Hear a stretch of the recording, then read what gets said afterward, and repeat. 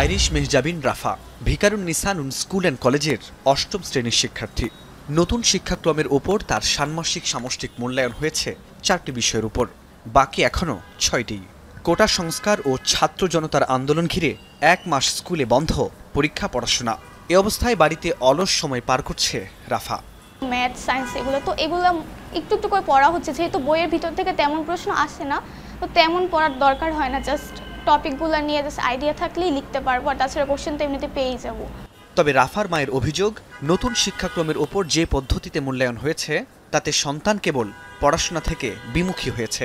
বাচ্চাগুলো আস্তে আস্তে ডিভাইস আসক্তি হয়ে যাচ্ছে, তাদের পড়া নাই, তারা বই থেকে একেবারেই বই বিমুখ হয়ে শুধুই ডিভাইসের উপর পড়ে আছে। তো সেখানে তাদের যত দ্রুত সম্ভব তাদেরকে ফিরানো যায় ততটাই আমাদের অভিভাবকদের জন্য, বাচ্চাদের জন্য, সবার জন্য ভালো।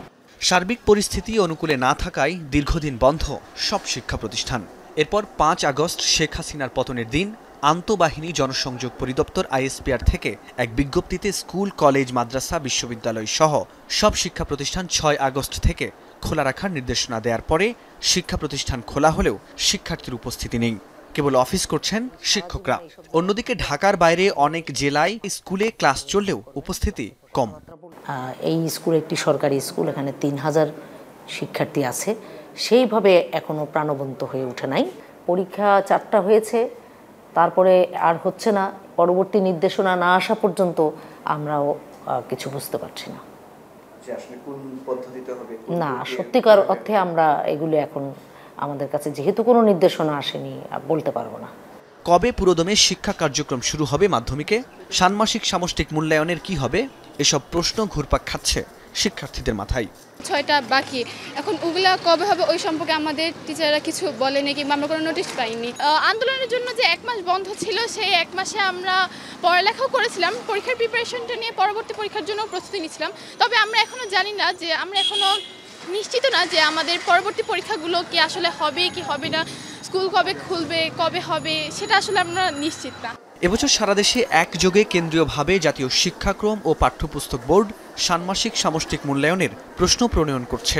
সংস্থাটি এ মুহূর্তে নিজেও জানে না স্থগিত থাকা বিষয়গুলোর মূল্যায়ন আবার কবে নেওয়া হবে। কথা বলতে রাজি হননি সংশ্লিষ্ট কেউই। শিক্ষাবিদরা বলছেন, শিক্ষা প্রতিষ্ঠানে শিক্ষা কার্যক্রম পুরোদমে চালুর পরিবেশ তৈরি করা এখন জরুরি। আমরা কি অনন্তকাল বন্ধ রাখবো শিক্ষা প্রতিষ্ঠান? না, সেটা তো হতে পারে না। তা আমরা কি করতে হবে? অতি দ্রুত খুলে দিতে হবে। তো এখন খোলার জন্য যে জিনিসটা করা দরকার, প্রথমে একটা কমিশন করা দরকার, প্রাথমিক থেকে শুরু করে বিশ্ববিদ্যালয় পর্যন্ত, যে সকল সমস্যার ব্যাপারে কিভাবে আমরা সমাধান করতে পারি এর একটা রূপরেখা যদি তারা দিয়ে দেন, সেই গাইডেন্স অনুযায়ী যদি চলেন এই ইন্টারিয়াম পিরিয়ডটা অ্যাটলিস্ট। একই সঙ্গে ষান্মাসিক সামষ্টিক মূল্যায়নের বিষয়ে স্পষ্ট নির্দেশনা দিতে হবে। কেন্দ্রীয়ভাবে নয়, এ মূল্যায়ন বিদ্যালয় ভিত্তিক করার পরামর্শ এই শিক্ষাবিদের।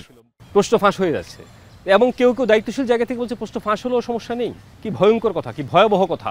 আপনি প্রশ্ন এবং উত্তর পেয়ে যাচ্ছেন, তো বাচ্চারা মুখস্থ করে লিখতেছে, তো তারা আপনার কিসের হলো, কিসের সৃজনশীলতা? একই জায়গা থেকে প্রশ্ন করে সেটাকে পাবলিক এক্সামের মধ্যে দিয়ে দেওয়া হচ্ছে। এই দায়িত্বটা বিদ্যালয়কে ছেড়ে দেওয়া। বিদ্যালয় তার সুইটেবল টাইমে পরীক্ষাগুলো নিয়ে নেবে, তাহলে আর দীর্ঘসূত্রিতা হবে না। প্রাথমিক ও গণশিক্ষা মন্ত্রণালয় পূর্ণোদ্যমে শ্রেণী কার্যক্রম চালুর নির্দেশ দেওয়ার পর বুধবার থেকে 1 মাস পরে শিক্ষার্থীরা ফিরেছে ক্লাসে। একইভাবে মাধ্যমিকেরও ক্লাস এবং 6ষ্ঠ থেকে 9ম শ্রেণীতে নতুন শিক্ষাক্রমের আলোকে যে ষান্মাসিক সামষ্টিক মূল্যায়ন স্থগিত রয়েছে, সে ব্যাপারেও স্পষ্ট নির্দেশনা চান শিক্ষার্থী, অভিভাবক এবং শিক্ষকরা। ফরহাদ বিন নূর, এখন, ঢাকা। শিয়া বাটার ও ভিটামিন ই সমৃদ্ধ lily glam beauty soap. Lily, always beautiful.